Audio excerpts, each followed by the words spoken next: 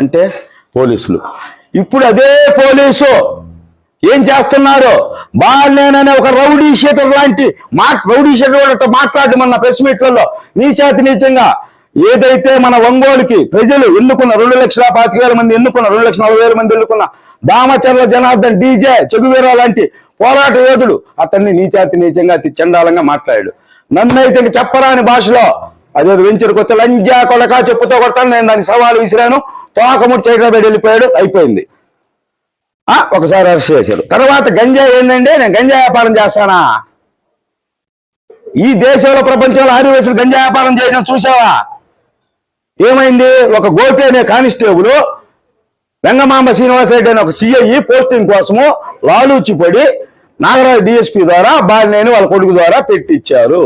అది 25 మంది చూశారు. ఇప్పుడు సాక్ష్యం చెప్తామంటున్నారు వాళ్ళు. వాళ్ళకి శిక్ష పడిద్ది, నాకు న్యాయం జరిగిద్ది, అదంతా బయటికి తీయండి. సీసీ కెమెరా కూడా పక్కన ఒక ట్రావెల్స్ అతను ఉంటే ఆర్యవయసు ఉంటే బెదిరించి సిఐ తీసుకెళ్ళాడు. తర్వాత నేను సిఐని జైలు నుంచి రంగా నా సెల్ కోసం పోయా చెప్పా, నేను బతికుంటే నీకు చెప్పకూడదు తినిపిస్తా, నన్ను ఎన్కౌంటర్ చేసుకో, ఏమన్నా చేసుకో, నేను బతికే ఉన్నా వాడికి చెప్పకూడదు తినిపిస్తా. అదాని ఆ కానిస్టేబుల్ అయినా గోపి అనేవాడు బాలినేని ప్రతికి తొత్తు కాళ్ళ దగ్గర బతికే గోపి కానిస్టేబుల్ మొన్న ఈ మధ్య సస్పెండ్ అయ్యాడు, కానీ నైట్ డ్యూటీలు చేస్తున్నాడు, తాలూకా దగ్గర తిరుగుతున్నాడు. సరే, అది వాళ్ళ విచక్షణ, మనకు సంబంధం లేని విషయం. ఆ గోపి ఒక సామాజిక వర్గం, పెద్ద సామాజిక వర్గం చౌదరీస్ని కొత్త రక్తం నారింది తాలూకాలో. ఇంత మటుకు కేసు కట్టారంటే ఎఫ్ఐఆర్ లేదు, సబ్జెక్టు పంపరా. అంటే మీ కానిస్టేబుల్ ఏం చేసింది చెల్లింది, మేము చేస్తే చెల్లదు. రైట్, చేయండి, మీ రాష్ట్రం మీది, మీ హవా. గంజాయి గోపి రాష్ట్ర. ఇప్పుడు ఫైనల్గా ఏంటంటే అండి, బాలినేని శ్రీనివాసరెడ్డి మీద నేను కేసు పెట్టొచ్చా, మీరందరూ సాక్ష్యం, అన్ని పేపర్లు టీవీలో వచ్చింది. ఇప్పటికి 78 గంటలు 80 గంటలు అయింది. ఇంత మటుకు ఎందుకు ఎఫ్ఐఆర్ చేయలేదు, ఎందుకు అరెస్ట్ చేయలేదు? అంటే ఆయన అంటే భయమా, భక్త్యా, గతంలో మీకు పోస్టింగ్లు ఇప్పించారనా? ఎస్పీ గారు మీరు లేరప్పుడు కొంతమందికి ఇప్పించి ఉండొచ్చు, మీరు దాన్ని చాలా సీరియస్ గా తీసుకోవాలి. మా ఆర్యవయసులు చాలా బాధపడ్డారు, మనం 4 గంటలను నిర్బంధించారు, మా చుట్టాలు, మా పిల్లలు, మా నాన్న అందరూ ఉన్నారు. అరే నీ గవర్నమెంట్ మారినా స్టేషన్ కంపల్సరీ అండి. లేదు డాడీ ఈసారి సబ్జెక్ట్ కూడా ఉంటుంది, 3వసారి నేను నిజంగానే చేసిపోతాను ఏదో ఒకటి, నాకు 3 అంకె ఇష్టం, మనకు 3 పిల్లలని చెప్పా. అంటే ప్రభుత్వం మారినా నా నిర్బంధం తప్పదనేదానికి నిదర్శించారు. సరే, అది పోలీస్ డ్యూటీ, అక్కడ ఏమైనా అవాంఛనీయ సంఘటనలు జరుగుతాయి, నన్ను కొడతారో లేదా నేనేమన్నా ఏదైనా చేస్తాను. పార్టీకి చేశారో, ఎవరైతే పోరాటం చేశారో, ఎవరైతే కేసులు ఇరుక్కున్నారో అక్రమంగా, అవన్నీ ఎస్బీ ఎంక్వైరీ జరిగింది, లోకేష్ గారు దృష్టి పెట్టారు, అన్ని తెప్పించారు. దానికి మనకి ఎవరైతే ఉన్నారో ఈ రోజు ఈ రాష్ట్ర చరిత్రలో 175లో 172 ఎలక్షన్, 173 ఎలక్షన్ ఒక రంగం జరిగింది. ఒకటి త్రిపులార్, 3 పోటీ, అక్కడ ఒక రెబలేశాడు, అతను 60,000తో గెలిచాడు. అలానే మన ఎంఎం కొండయ్య యాదవ్ రాజ్, నేనైతే అక్కడికి పోయి బిరుదిచ్చా, ఎంఎం కొండయ్య గుప్తాగా మార్చా.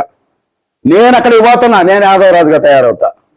అక్కడ కొన్ని రిపేర్లు చేయాల్సి ఉన్నాయి చీరాల్లో, వారానికి 2 రోజులు వెళ్తా, ఎంఎం హెల్పింగ్ హ్యాండ్స్ పెడుతున్నా, పేద ప్రజలందరికీ చేస్తాం. ఇక్కడ బ్రాంచ్ ఉంటుంది, రాష్ట్ర వ్యాప్తంగా ఎవరికి ఏ ఇబ్బంది వచ్చినా గవర్నమెంట్ ఆదుకునేలో మేము ఆదుకుంటాం అతి త్వరలో.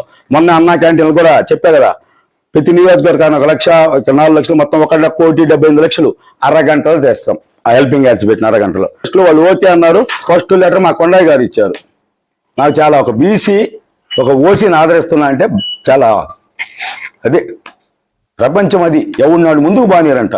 గతంలో పివి నరసింహరావు గారు చెప్పాడు, నేను ఈ ఖండ భారతావనికి ప్రధానమంత్రిని అయ్యా, మా ఊళ్ళో సర్పంచ్ తోడిపోయాడు. అట్టుంది ఒంగోలు చరిత్ర.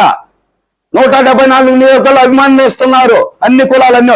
ఇక్కడ దేశిస్తున్నారు. ఏమో నాకు అర్థం కాల. నేనేమో రాష్ట్రపతిని అవుతానా, రాజ్యసభ సభ్యుడిని అవుతానా? ఏమయ్యా, ఎన్ని కష్టాలు పడ్డా, నష్టాలు పడ్డా మీ పదవులు కట్టమచ్చాను. అందుకే ఒంగోలులో కూడా చీరాల్లో రాజకీయం చేయాలనుకుంటున్నా.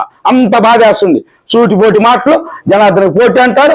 ఏమయ్యా ఆయన ప్రజాప్రతినిధి, తమ్ముడినా మన వయసులో ఏమన్నా కానీ ఆయన మీద ఈగ వాళ్ళ చంపేస్తామని ఎంత కష్టం ఉండి చేశా. చివరి రోజు అన్ని బూతులు తిరగమన్నాడు, కత్తులు పెట్టుకుని రౌడీ షర్టులతో తిరిగా. మళ్ళీ కొడితే ఏం చేస్తాం? నేను చేయాలని కదా రౌడీ తాత. నన్ను కొడితే ఎన్నిసార్లు కొట్టించుకుంటా ఓపిక లేక కత్తులతో తిరిగా, 60 బూతులు తిరిగా, ఉపయోగపడ్డా. ఇప్పుడు ఆయనకు పోయి పితూరులు చెప్తారు. ఒక రిపోర్టర్ ఎవరో బూతులు వస్తాయి, ఏమంటారు, బ్రహ్మదేవుడిలాగా గుప్తా ఆపకపోతే పార్టీకి నష్టం అన్నదంట.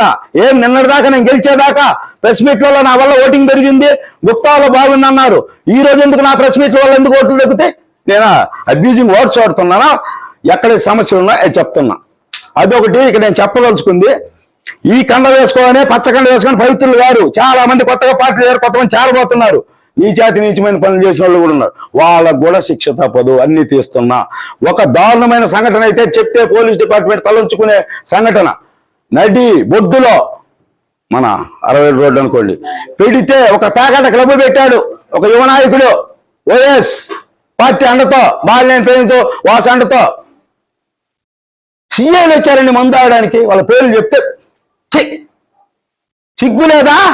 డబ్బులు లేవా? ఇంట్లో తాగండి. ఒక ప్యాకెట్ ఎన్నికలు తాగుతారా? పేర్లతో సాగిస్తా. ఎస్పీ గారు నేను త్వరలో కలుస్తున్నా. నా తరపున బాధితులు ఇప్పటికే 8 మంది ఉన్నారు. వాళ్ళందరికీ న్యాయం చేపిస్తా. నేను బోకేలు స్వీట్లు తెస్తాను. నాకు దగ్గర డబ్బులు కూడా లేవు. ఎస్పీ గారు మీరు నాకు అవకాశం ఇవ్వండి.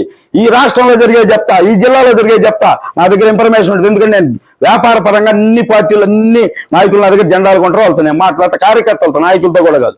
డ్రైవర్లు, గన్మెన్లు, పనిచేసేవాళ్ళు, చిన్న నాయకులు, డైరెక్ట్గా ఎమ్మెల్యేలతో 50-70 మందితో మాట్లాడతా. వ్యాపార పరంగా నేను పెద్ద స్థాయిని కాదు. అన్ని చెప్తా మీకు. ఒంగోలులో జరిగే అరాచకాలు చెప్తా. మీరు ఇమ్మీడియట్లీ గతంలో 20 సంవత్సరాల నుంచి ఉన్న రౌడీజాన్ని ఒక్క 2 ఎన్కౌంటర్తో రూపుమాపాడు కిషోర్ కుమార్, గ్రేట్ ఆఫీసర్. మీరు పెట్టండి ఏజెన్సీ యాంటీ గూండా స్క్వాడ్. వాళ్ళకి ప్రత్యేక పవర్ ఉంటుంది. నరం తీసేస్తారు. నన్ను కూడా ఒకసారి తీసుకెళ్లారు తప్పు చేస్తే. నేను హ్యాపీగా ఫీల్ అయ్యా. తప్పు చేశాను, తీసుకెళ్లారు. సరే వ్యాపారస్తుంది కాబట్టి గౌరవించారు, ఒక దెబ్బ కొట్టి పంపారు. నేను కూడా హ్యాపీగానే ఫీల్ అయ్యా. తప్పు చేస్తే ఒక దెబ్బ పడిందని. ఏమండి ఇక్కడ ఎన్ని తప్పులు జరుగుతున్నాయి? ఎక్కడికి దెబ్బలేదు, అసలు లాఠీలు ఉన్నాయి. ఎంతకు స్టేషన్లలో నాకు తెలిసిన 2 సార్లు పోయా. సరే లాఠీలు లేవని చెప్పారు. కొనండి అయ్యా, గల్లుకి రిపేర్ చేయండి అయ్యా, ఆయిల్ పెట్టండి అయ్యా, తీయండి అయ్యా. ఎంతకాలమో సంఘ విద్రోహ శక్తులను వదిలేస్తారు. ఎస్పీ కిషోర్ కుమార్ ఆదేశాలతో ఇప్పుడు రిటైర్డ్ అయ్యాడు. ఎక్కడ ఉన్నాడు? ఏజెస్ ప్రభాకర్ రావు గారు ఒంగోలులోనే ఉన్నాడు. ఆ టీం మొత్తం ఇప్పుడు డ్యూటీలో ఉన్నాడు. రవన్న కావచ్చు, హనుమంతు కావచ్చు, ఏజెస్ రెడ్డి గారు కావచ్చు, ఇప్పుడు సీసీఎల్ ఎస్ఐ అందరూ ఉన్నారు రన్నింగ్ లో. వాళ్ళ సలహాలు సూచనలు తీసుకుని ఒక టీం ఏర్పాటు చేయండి. ఈ జిల్లాలో ఎస్పీ గారు మీరు చేయండి. అన్ని జిల్లాలో దీని ఆదర్శంగా కొండయ్య గారికి చెప్పాను. అది బాపట్ల, ప్రకాశం జిల్లా చేయండి. ఆ తర్వాత లోకేష్ గారి ద్వారా అన్ని జిల్లాలు పెట్టిద్దాం. ఏజెస్ భయపడతారండి. ఏజెస్ అనగానే ముందు అసలు సొగము నేరాలు ఘోరాలు తగ్గుతాయి. నేను నా కోసం చేయటం లేదండి. ఏమయ్యా బాలినేని శ్రీనివాసరెడ్డి ఒంగోలుకు నానా లేకుంటే పోలీసు భాష దేనికయ్యా? అతను ఓడిపోయి పారిపోయిన వాడిని ఎందుకు తేలేరు? మాకు రఘురామన్ తెచ్చిన రాక్కొని రాలేరా? అంటే జగన్ చెప్తే చేస్తారు. ఇప్పుడు ఎవరు చెప్పాలి? 3 రోజులు వాళ్ళని చెప్పిస్తా. ఇదే లోకేష్ గారి చేత లాక్కొని స్టేషన్ లో పెట్టకపోతే తొడగొట్టి చెప్తున్నా. ఎట్లా తప్పించుకుంటాడు? కొడుకు అమెరికా బాతులు లాక్కొస్తారు. ఏం తమాషా చేస్తున్నాడు? ఎంత దారుణం జరుగుతుంది? అరెస్ట్ చేయరా? నాకు 60 వయసులు ప్లస్ నన్ను నమ్మే కొంతమంది సామాజిక వర్గాలు కాదు. ఎవడైతే పోరాటం చేస్తామని చాలా మంది ప్రేమిస్తారు. ప్రేమించినట్టు లవ్ కాదు, అభినందనలు తెలుపుతారు. వాళ్ళందరూ నాకు ఫోన్ టచ్ వచ్చారు. అన్నా మన 60 వయసుని భయంకరమైన పదం వాడితే నువ్వెందుకు దొంగకున్నావు, దీక్ష చేయకుండా అన్నారు. అయ్యా ఇక్కడ చేస్తే తీసుకెళ్ళి లోపలేస్తారా? మళ్ళీ ఈసారి బెయిల్ ఎత్తలేదు, మళ్ళీ సబ్జెక్టుకు పోవాలి. నేను చీరాల కేంద్రంగా విత్-ఇన్ డేస్ లో రాష్ట్ర వ్యాప్త ఉద్యమానికి చేసి అక్కడ మాకు ఎంఐఎం కొండ గుండెల్లో పెట్టుకుంటా అన్నాడు. తల్లిలాగా చూసుకున్నాడు. తల్లిని కొడుకట్టు చూసుకున్నట్టు చూసుకుంటా అన్నాడు. అతని ఆధ్వర్యంలో 100 మందితో ధర్నా చేస్తా. అప్పుడు అరెస్ట్ చేయరు చూద్దాం. అది మిస్ అయితే గుంటూరు, తిరుపతి, విజయవాడ 13 జిల్లాల్లో ధర్నాలు చేపిస్తా. తర్వాత చాలా దారుణంగా ఉంటుంది. లోకేష్ గారిని గెలిచిన తర్వాత చాలా దారుణాలు జరుగుతాయి. అది వేరే విషయం.